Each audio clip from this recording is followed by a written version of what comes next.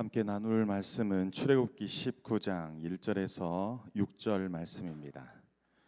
출애굽기 19장 1절에서 6절 말씀 우리 함께 합독하도록 하겠습니다. 함께 읽겠습니다. 시작. 이스라엘 자손이 애굽 땅을 떠난 지 3개월이 되던 날 그들이 시내 광야에 이르니라. 그들이 르비딤을 떠나 시내 광야에 이르러 그 광야에 장막을 치되 이스라엘이 거기 산 앞에 장막을 치니라. 모세가 하나님 앞에 올라가니 여호와께서 산에서 그를 불러 말씀하시되 너는 이같이 야곱의 집에 말하고 이스라엘 자손들에게 말하라. 내가 애굽 사람에게 어떻게 행하였음과 내가 어떻게 독수리 날개로 너희를 업어 내게로 인도하였음을 너희가 보았느니라. 세계가 다 내게 속하였나니 너희가 내 말을 잘 듣고 내 언약을 지키면 너희는 모든 민족 중에서 내 소유가 되겠고 너희가 내게 대하여 제사장 나라가 되며 거룩한 백성이 되리라. 너는 이 말을 이스라엘 자손에게 전할지니라. 아멘. 제가 이 말씀을 꼭 한번 나누고 싶어서 이 말씀을 정했습니다. 우리가 잘 아는 말씀인데 이 말씀으로 함께 은혜를 나누었으면 좋겠습니다. 먼저 1절에서 이스라엘 자손이 애굽 땅을 떠난 지 3개월이 되던 날 그들이 시내 광야에 이르렀다 말씀합니다. 이스라엘 자손들은 애굽에서의 삶이 참으로 비참했습니다. 그들은 흑암의 권세 아래, 어둠의 권세 아래 살았습니다. 출애굽기 1장 말씀에 의하면 야곱의 자손이 모두 70명이 애굽으로 갔다라고 말합니다. 그런데 생육하고 불어나 매우 강하여 온 땅에 가득했습니다. 그런데 요셉을 알지 못하는 왕조가 들어섰습니다. 요셉을 등용했던 애굽의 총리로 등용했던 왕조가 끊기고 다른 왕조가 생겼는데 그들이 가만히 보니까 이스라엘 자손이 너무 번성하여서 자신들에게 너무 큰 위협이 된다는 것입니다. 적당하게 있으면 종으로 노비로 부려먹기 딱 좋은데 그가 너무 커버리면 위협이 되는 것입니다. 만약에 애굽의 대적들이 이 이스라엘 자손들과 서로 합력해서 애굽의 왕조를 무너뜨리자 하고 쳐들어올 경우에 자기들이 어찌 감당할 수 없다라고 여긴 것입니다. 그래서 바로왕, 애굽의 바로왕은 이스라엘 자손을 핍박하고 압제하여 더 이상 인구가 늘어나지 않도록 압제하기 시작합니다. 그 첫 번째 압제가 고된 노역을 시키는 것입니다. 고된 노역을 시키는 것입니다.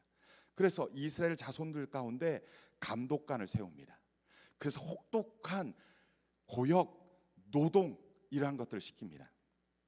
그들 속에서 혹독한 일들을 시키는데 그 속에서 비돔과 라암셋을 건축하게 합니다. 흙을 이겨서 벽돌을 이기고 그리고 농사를 지켜야 하고 갖은 고역을 시킵니다. 그렇게 하는 의도가 뭐겠습니까? 아침부터 저녁까지 일하게 하고 저녁에 피곤하게 떨어져서 더 이상 자녀를 생산하지 못하도록 그 노동을 일하여 더 이상 아이를 낳고 싶은 생각이 들지 못하도록 고된 노역을 시킵니다. 그런데 이것이 성공했을까요? 성공하지 못했습니다. 하나님께서 은혜를 베푸셨는지 더욱더 번성하였다, 불어났다라고 표현합니다. 그래서 애굽의 바로왕은 두 번째 압제를 시작합니다. 그것이 뭡니까? 산파들을 통해서 히브리 여인들이 아들을 낳으면 그를 죽이고 딸을 낳으면 그를 살려두라고 지시합니다. 왕의 엄한 명령이기 때문에 히브리 산파들은 두려워 떨었을 것입니다. 그런데 이것이 성공하지 못했습니다. 성공하지 못했던 이유는 이 히브리 산파들이 왕의 명령보다 하나님을 더 두려워했기 때문에 그렇습니다. 하나님을 경외했기 때문에 그들이 히브리 여인의 그 아들들을 죽이지 않았습니다. 그들이 변명하기를 부랴부랴 달려갔더니 아기가 출산한다고 부랴부랴 달려갔더니 이미 그 히브리 여인들이 건강하여 아이를 낳았더이다. 그때서 어떻게 우리가 죽일 수 있나이까? 라며 변명했습니다.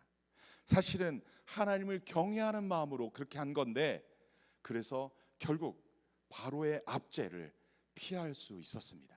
그런데 하나님께서요, 이 히브리 산파들에게 그 하나님을 경외한 것을 알고 그들에게 하나님께서 보응하십니다. 그래서 히브리 산파들을 흥왕케 했다라고 성경은 기록하고 있습니다. 여러분, 우리의 삶 속에서도 끊임없이 양자택일을 합니다. 우리에게 위협이 되고 우리에게 크나큰 고통이 되는 많은 유혹들이 있습니다. 그리고 이 길이 하나님의 뜻이고 이 길이 세상의 뜻이라 할지라도, 하나님의 뜻을 선택할 경우에 많은 압제가 있다 할지라도 믿음을 선택하고 하나님의 뜻을 선택한 자들에게 하나님이 보응하시고 은혜 베푸시고 흥왕케 하시는 줄 믿습니다. 삶 속에서 어려운 상황 가운데 있다 할지라도 믿음을 지키시고 그 하나님의 뜻에 온전히 순종하여 하나님의 보응을, 하나님의 흥왕케 하심을 경험하는 저와 여러분 되기를 소원합니다. 세 번째로 애굽의 바로 왕은 세 번째 압제를 합니다. 그것은 뭐냐면 애굽의 신하들에게 너희는 히브리 여인들이 아들을 낳을 경우에 나일강에 던져라. 딸을 낳을 경우에 살려두지만 아들은 나일강에 던지라 라고 말합니다. 이때 태어난 아이 중에 하나가 바로 모세입니다. 하나님께서는 이스라엘 자손들이 고된 노역으로 말미암아 하나님께 부르짖을 때 그 부르짖음을 들으시고 아브라함과 이삭과 야곱에게 세운 언약을 기억하십니다. 그리고 한 사람 한 지도자를 예비하시고 그를 훈련시키십니다. 하나님께서 미디안 광야에서 준비된 모세를 불러 애굽에 있는 이스라엘 자손을 구원을 행하십니다. 이스라엘은 애굽의 10가지의 재앙이 나타난 이후에 애굽에서 나와 구원을 받습니다. 그 마지막 재앙, 그 10번째 재앙이 무엇입니까? 장자의 재앙이죠. 하나님께서는 처음 난 것들을 죽는 재앙이 이 10번째 재앙으로 임하게 합니다. 하나님께서는 애굽에서 행한 10번째 재앙을 내리시기 전에 유월절을 이스라엘 백성들 가운데 제정하십니다. 그들이 출애굽하는 그 달을 그들의 첫 번째 원년의 첫 번째 달로 여기시고 그 달 10일에 한 가족 단위로 어린 양을 택하게 하고, 그리고 4일 동안 14일 되는 날까지 그 어린 양을 잘 두었다가 14일째 되는 날 밤에 해질녘에 그 어린 양을 잡습니다. 그리고 거기서 나오는 피로 문설주와 임방에 피를 바릅니다.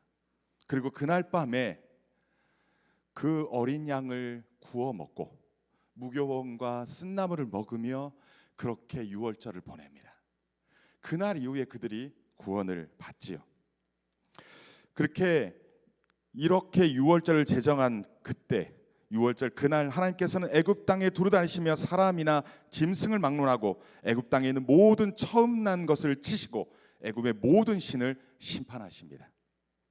하지만 애굽 땅을 칠 때 어린 양의 피가 집의 문틀에 발라져 있으면 그 죽음의 그림자는 그 집을 넘어갔습니다.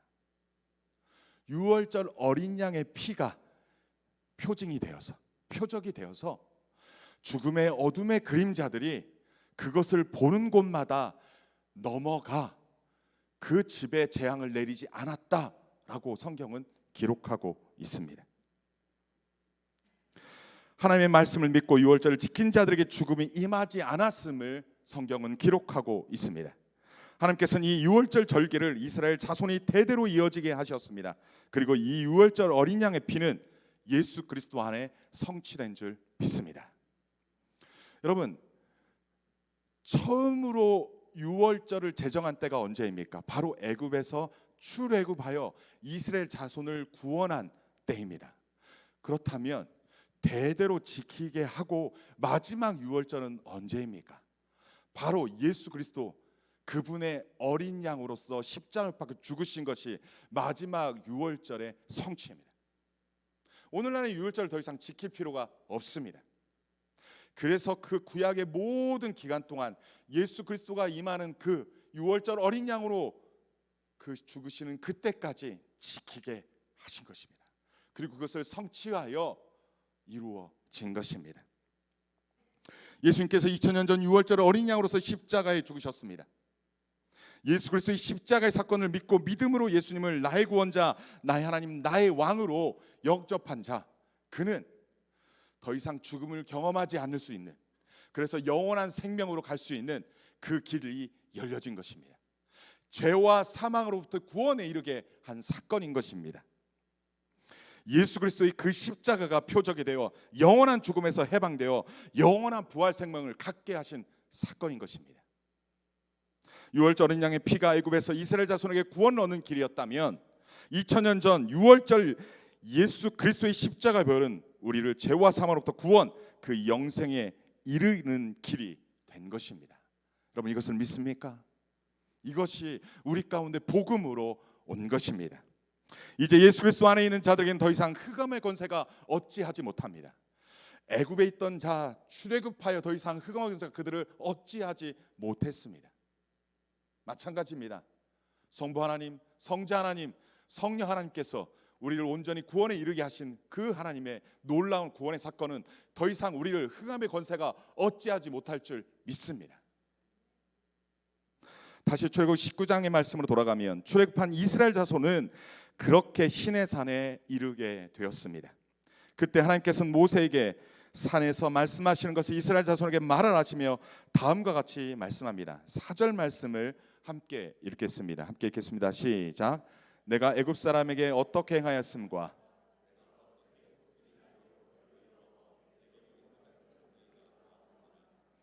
하나님께서는 당신이 이스라엘 자손에게 행한 구원의 여정을 이스라엘 자손이 기억하기를 바라십니다. 어떻게 구원하셨는지 모세를 통하여서 데리고 나온 사건이죠. 한 구원자를 예비하여 준비시켜 그들을 구원한 사건입니다. 그것을 보았고 경험했다 말합니다. 오늘날 우리는 이스라엘 자손이 경험한 출애굽은 경험하지 못했습니다. 하지만 우리들 또한 우리의 구원을 경험한 줄 믿습니다. 성경에서 어떻게 기록하였습니까? 하나님께서 구원을 계획하셨고 예수 그리스도께서 죽기까지 순종하심으로 말미암아 예수 그리스도께서 십자가를 박혀 죽으심으로 말미암아 우리는 죄와 사망으로부터 구원받은 줄 믿습니다. 이 사건이 우리에게 임했다는 것을 우리가 성경을 통해 알았고 믿었고 보고 경험한 줄 믿습니다. 이것이 복음인 것입니다.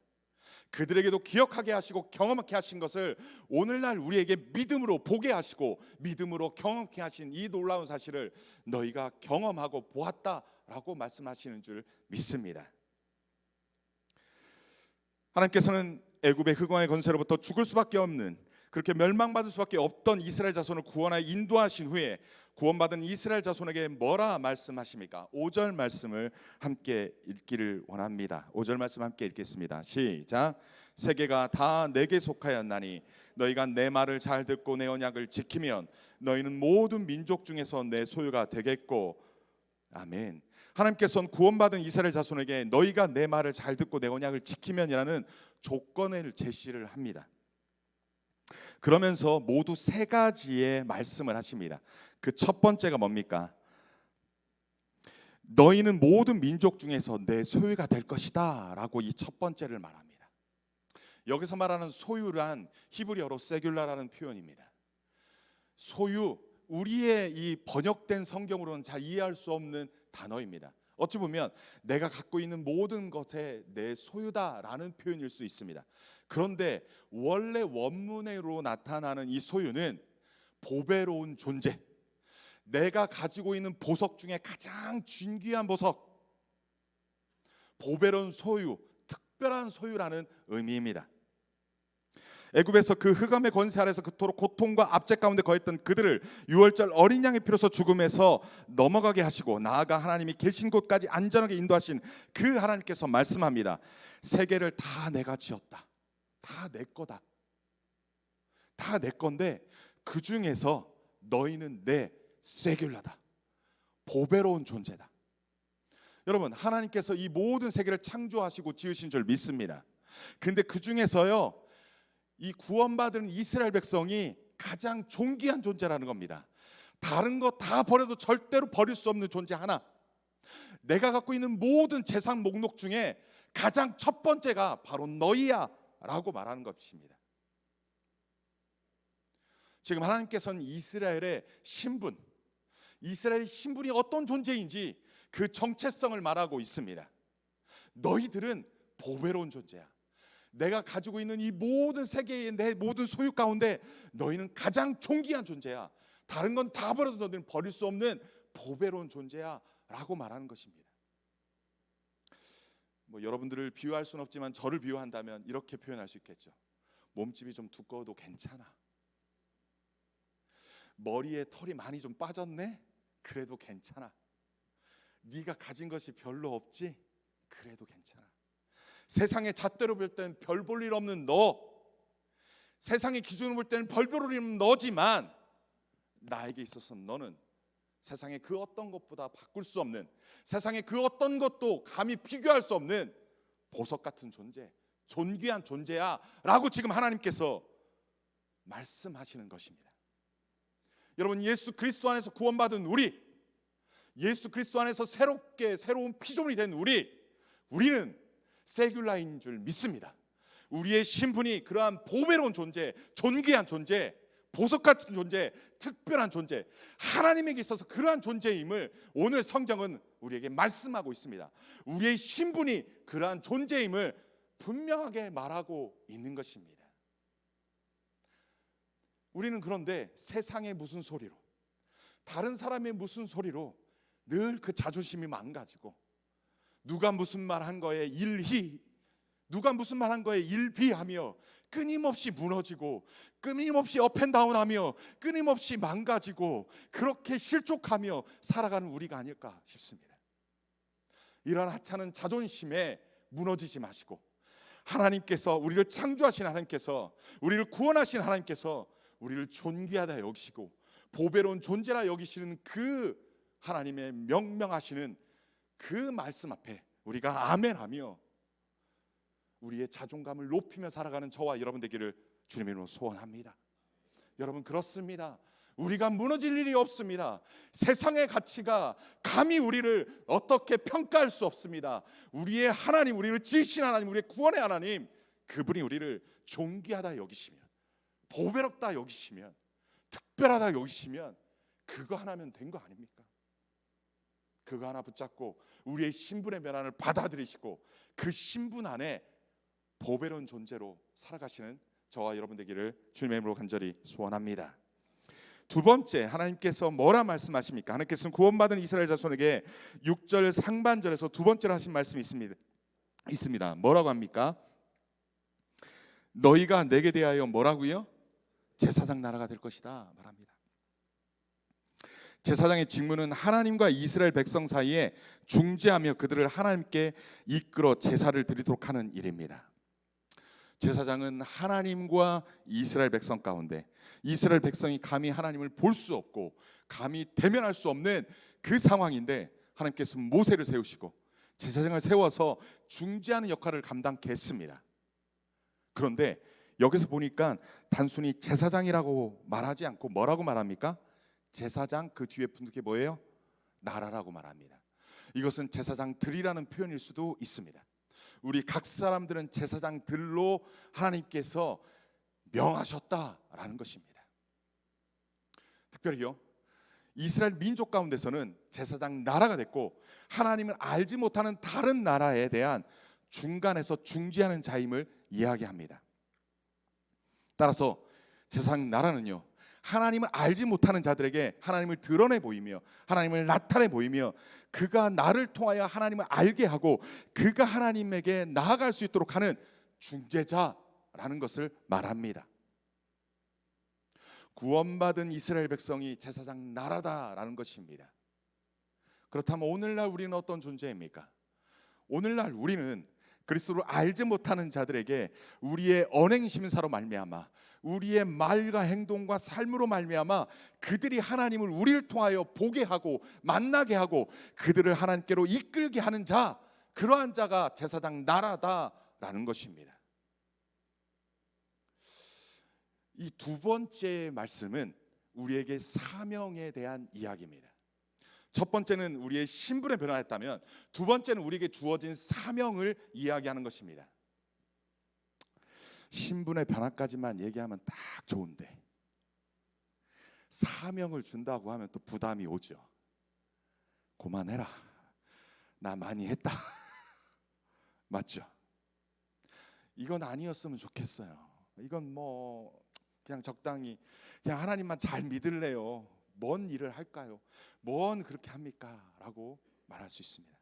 하지만 여러분 기억하십시오. 예수 안에서 구원받은 우리, 신분의 변화뿐만 아니라 사명의 자리까지 우리를 부르신 줄 믿습니다. 그렇게 택하신 줄 믿습니다. 그렇게 우리를 부르신 줄 믿습니다. 먼저 부른 자는 그만한 권리와 그러한 누림만 있는 것이 아니라 그에게 걸맞는 책임도 있다는 것을 잊지 말아야 합니다.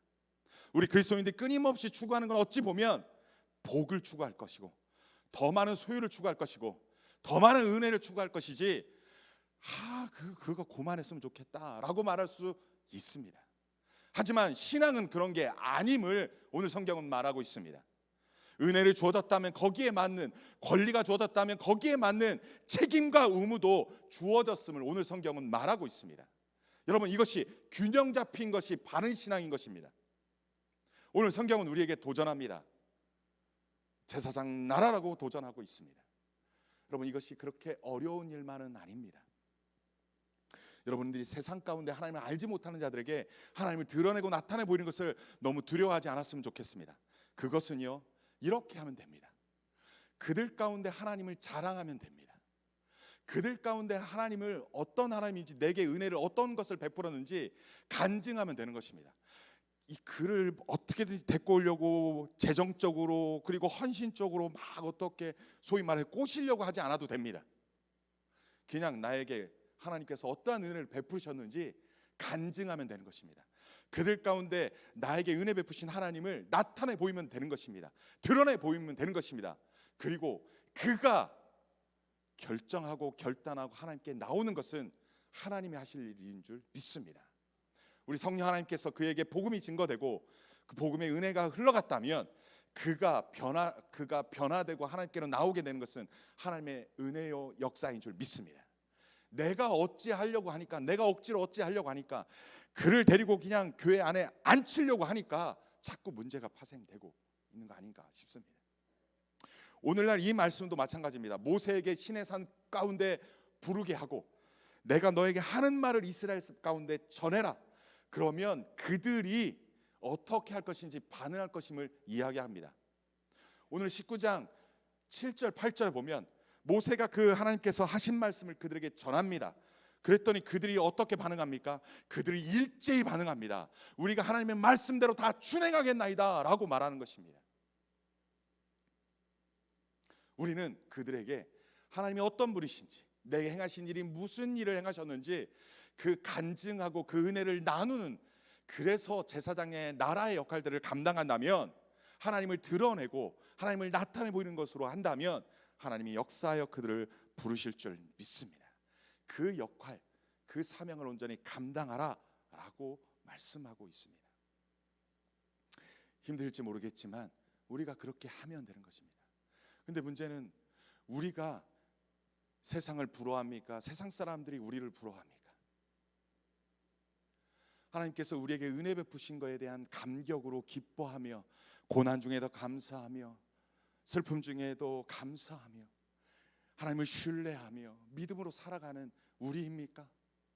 문제는 우리가 그렇게 하나님을 드러내지 못하기 때문에 고통스러운 신앙, 어려운 신앙, 힘든 신앙임을 자꾸 세상 가운데 나타내지, 하나님이 나를 어떻게 은혜 베푸셨고 하나님 내게 어떻게 보응하셨고 역사하셨는지 드러내지 못하니까 세상이 우리를 불쌍히 여기는 거 아닐까 싶습니다. 여러분, 우리가 세상 가운데서 우리가 어떻게 표현하고 있습니까? 우리가 하나님을 드러내는 삶입니까? 아니면 신앙생활 못하겠네 하라고 한탄하며 탄식하며 세상 사람들에게 넋두리하는 모습으로 살아가고 있습니까? 제사장 나라는 하나님의 영화로운 모습을, 하나님의 행하신 일을, 하나님이 그 능력을, 그 은혜 베푸심을 드러내는 것이 제사장 나라입니다. 그래서 그가 우리를 부러워하며, 야 너도 변했네, 야 너 같은 사람도 변했네, 야 너 어떻게 변했어, 나도 너같이 변하고 싶다, 나도 너가 믿는 하나님을 믿고 싶다라고 할 수 있도록 우리가 하나님을 드러내는 역할이 제사장 나라의 사명인 줄 믿습니다. 그동안 어떻게 세상 가운데 우리가 살았습니까? 어떻게 가정에서 믿지 않는 그 가족 앞에서 내가 어떻게 말하였습니까? 어떻게 행하였습니까? 신앙이 고통입니까? 고역입니까? 괴로움입니까? 고통입니까? 어떻게 그들 앞에서 우리의 신앙을, 우리의 하나님을 나타내 보였고 드러내 보였습니까?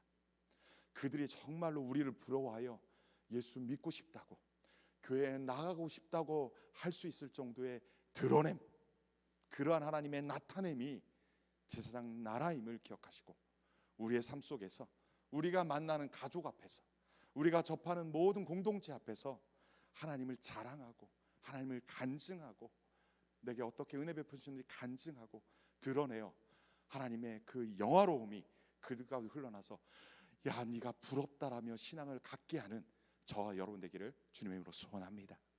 그렇게 제사장 나라 역할을 감당하는 그 사명자들이 되기를 소원합니다. 세 번째는 어떤 말씀입니까? 6절 하반절에 있습니다. 하나님께서는 구원받은 이스라엘 자손에게 6절 하반절에 뭐라 하십니까? 거룩한 백성이 되리라 말씀합니다. 이 거룩한 백성이라는 것이 뭡니까? 여러분, 하나님의 성품 두 가지가 있습니다. 특별히 대표되는 두 가지. 첫 번째, 사자로 시작되고 랑자로 마치는 하나님의 대표적인 성품, 사자로 시작하고 랑자로 마치는 뭡니까? 사랑의 하나님. 자, 두 번째 성품입니다. 거자로 시작되고 룩자로 마치는 거룩의 하나님.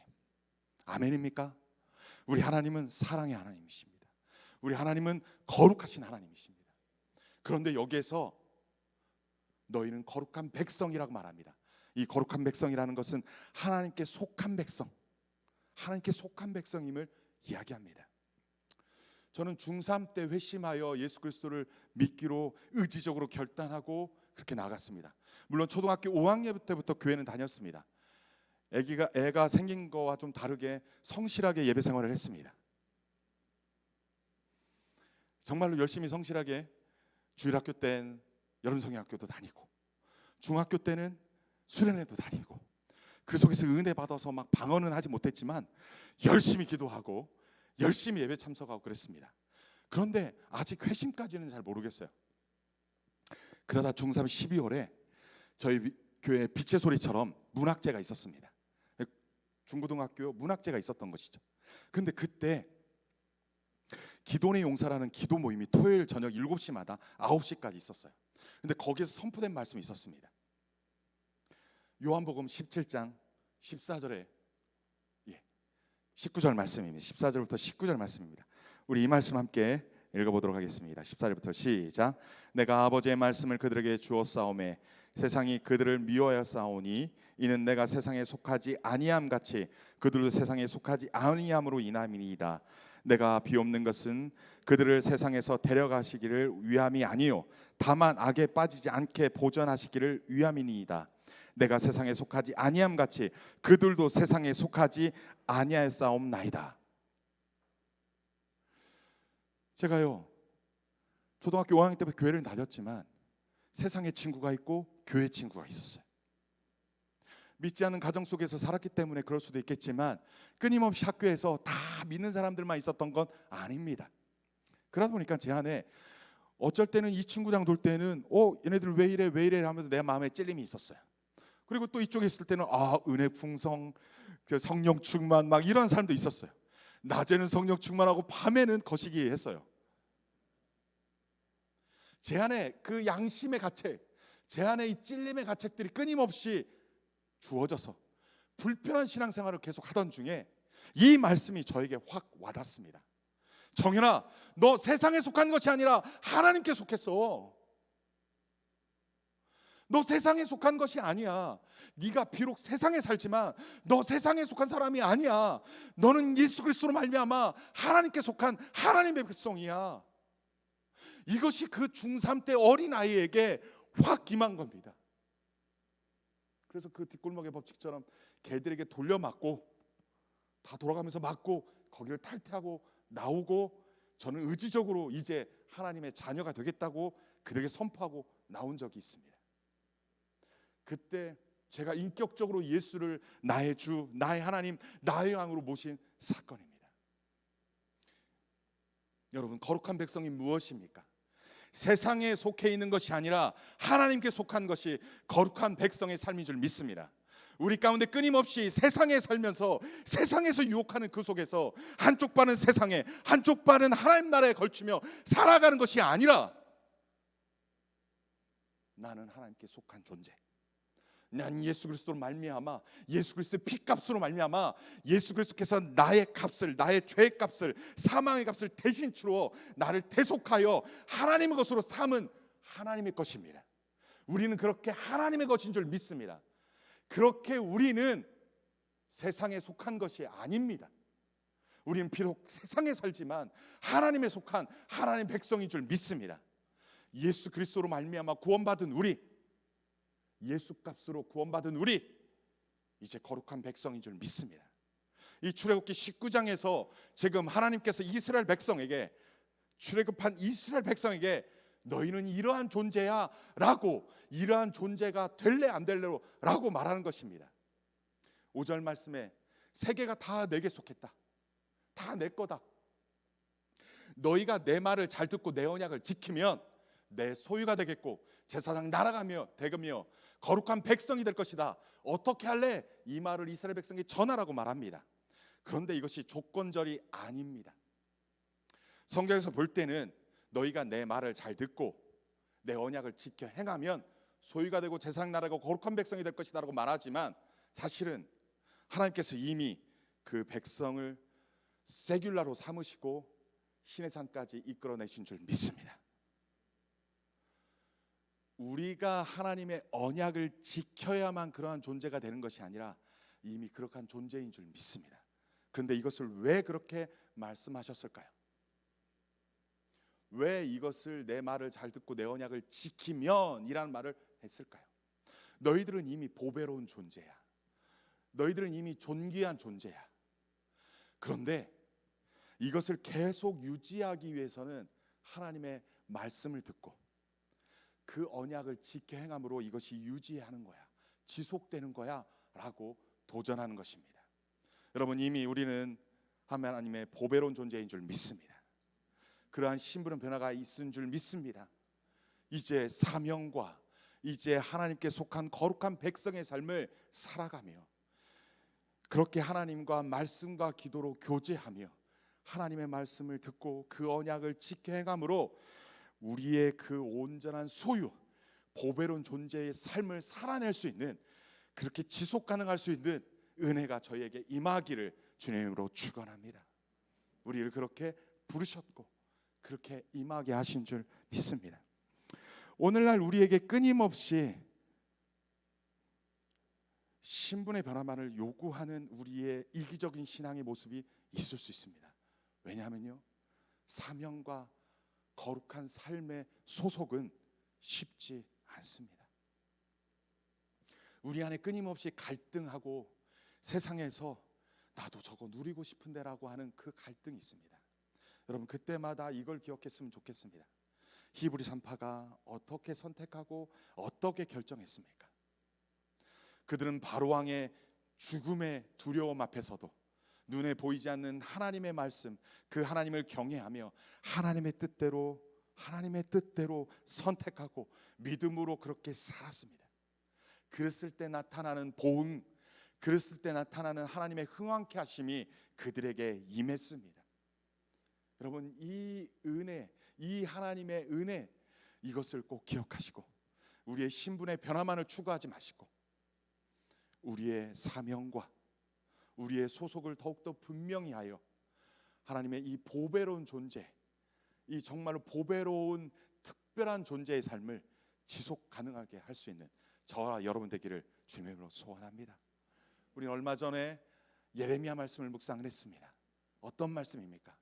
그들을 보배로운 존재, 특별한 존재, 존귀한 존재로 불러서 가나안 땅에 이르게 하시고 젖과 끓이는 땅에 이르게 하시고 그곳에서 풍요와 그 모든 것들을 누리게 했습니다. 하지만 그들은 이 보배로운 존재를 지속하지 못했습니다. 왜 그랬습니까?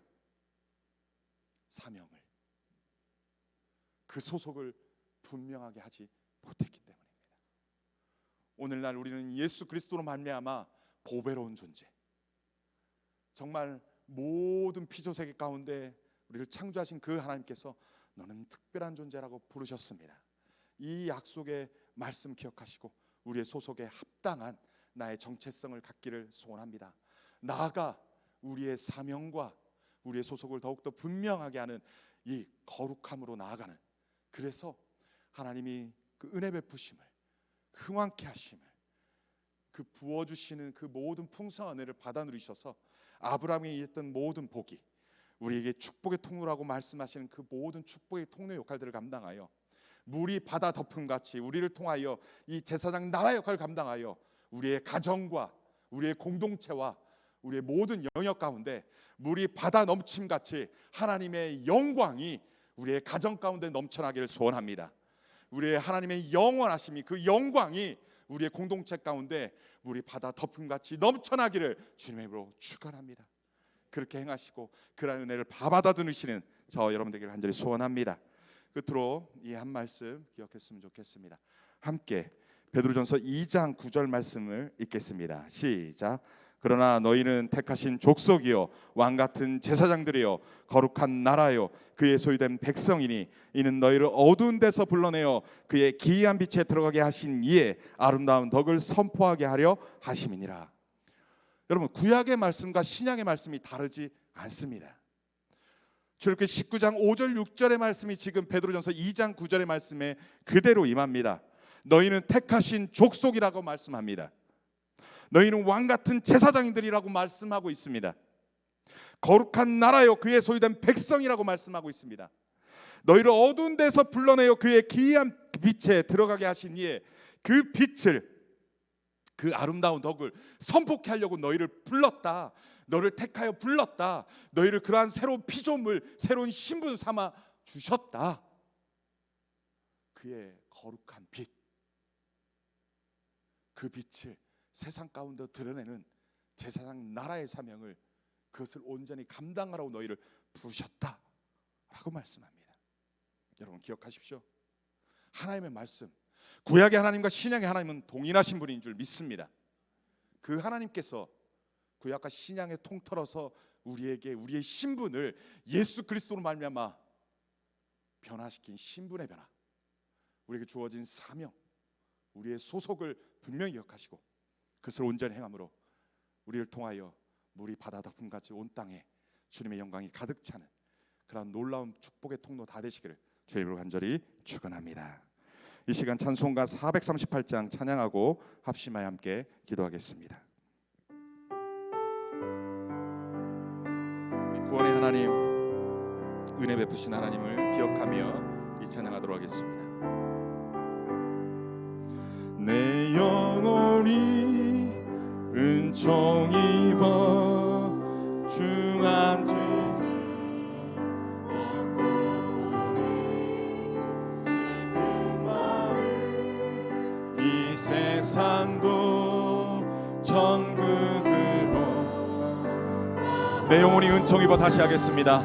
내 영혼이 은총 입어 주 안 죄지 벗고 보니 슬픈 많은 이 세상도 천국. 우리 내 영혼이 은총 입어 다시 한번 하겠습니다.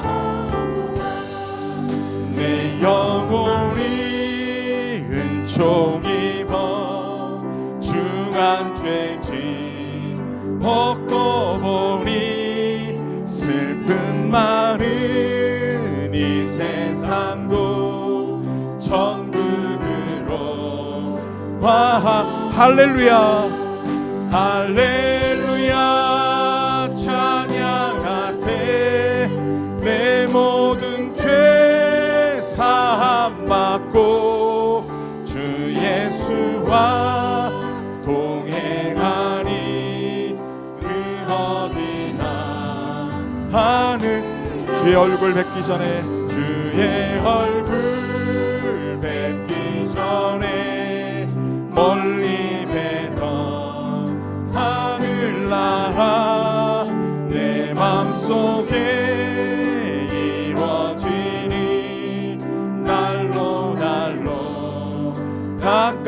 아멘 아멘. 할렐루야 찬양하세. 내 모든 죄 사함 받고 주 예수와 동행하리. 그 어디나 하늘나라 높은 산이 거친 들이 조막이나 궁궐이나 내 주 예수 모신 것이 그 어디나 하늘나라. 할렐루야 찬양하세. 내 모든 죄 사함 받고 주 예수와 동행하리. 그 어디나. 할렐루야 찬양하세. 할렐루야 찬양하세.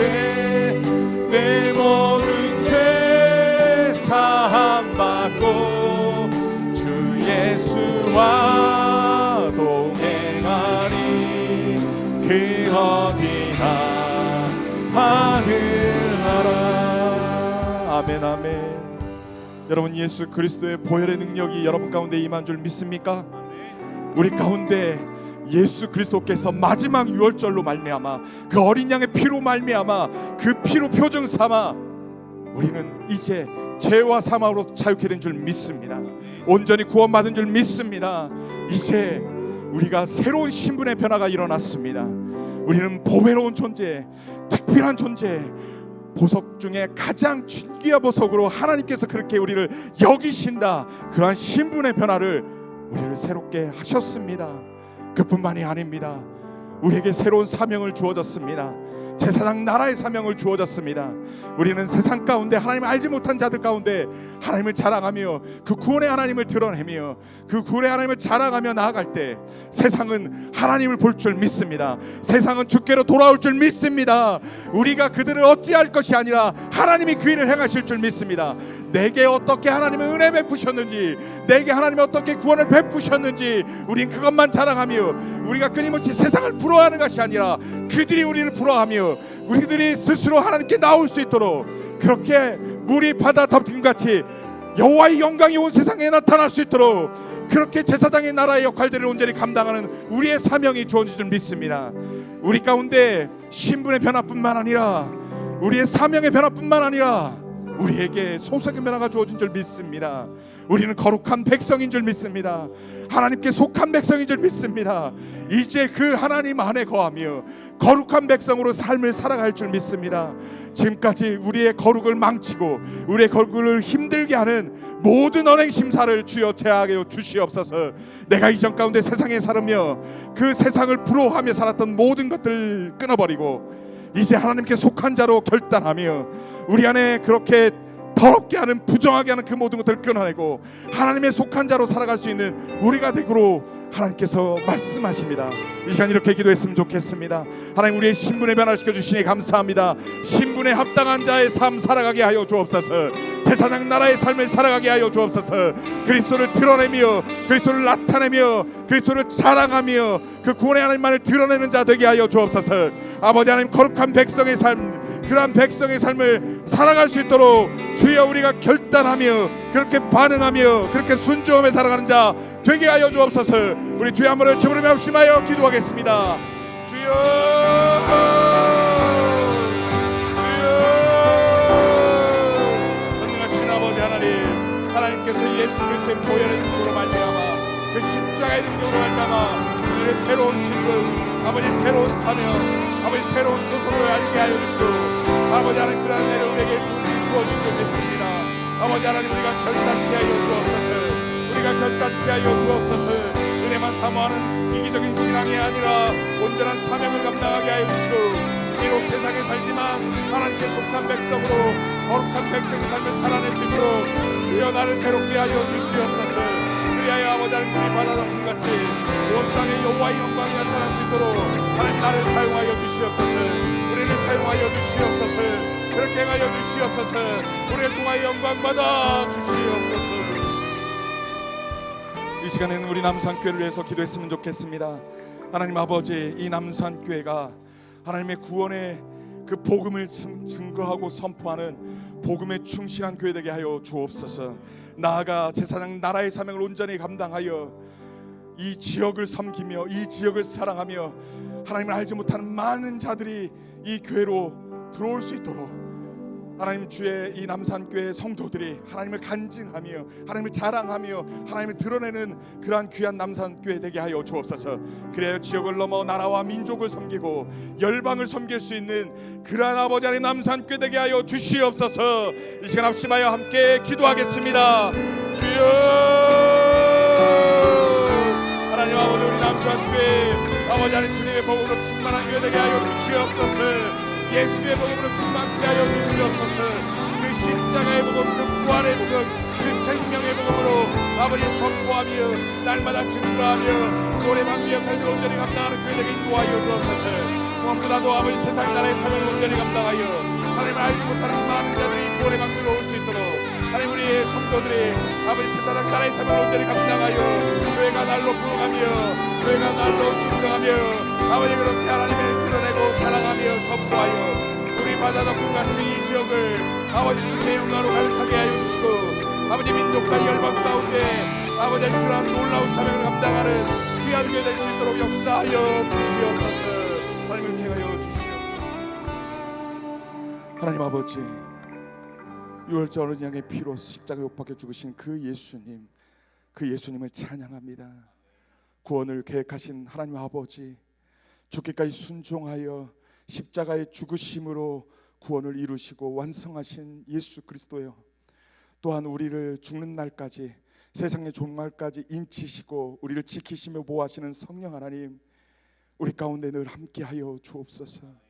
우리의 신분의 변화를 우리가 인정하게 하시고 받아들이게 하시고 쓸데없는 자존심으로 흔들리는 자들이 아니라 그리스도가 새로운 신분으로 명한, 하나님께서 새로운 신분으로 명한 그 자존감으로 살아가는 자들 되게 하여 주옵소서. 무엇보다도 제사장 나라의 사명을 온전히 감당하여 세상 가운데 하나님을 자랑하고 드러내며 하나님의 영광을 나타내 보이는 우리의 삶 되게 인도하여 주옵소서. 비록 우리가 세상에 살지만 세상에 속한 자가 아니라 하나님께 속한 자임을 기억하고 이 거룩을 해야 하는 모든 더러운 것들을 제하여 주시옵소서. 그러한 거룩한 백성의 삶을 결단하고 나아가는 주님의 백성들 삼아 주시옵소서. 그래야 물이 바다 덮음같이 이 남산교회를 통하여 이 창원 땅을, 이 민족과 열방을 주님의 영광으로 충만케 하는 주님의 교회 되게 하여 주옵소서. 행하실 주님을 찬양하고 감사드리며 거룩하신 예수님의 이름으로 기도합니다. 아멘. 우리의 기도를 받으신 주님께 영광의 박수 올려드리겠습니다. 하나님 감사합니다. 하나님 감사합니다. 하나님 감사합니다. 우리 다 같이 일어나셔서 주님의 재림을 대망하며 선포하며 예배를 마치도록 하겠습니다. 선포하겠습니다. 아멘. 주 예수여 오시옵소서. 마라나타.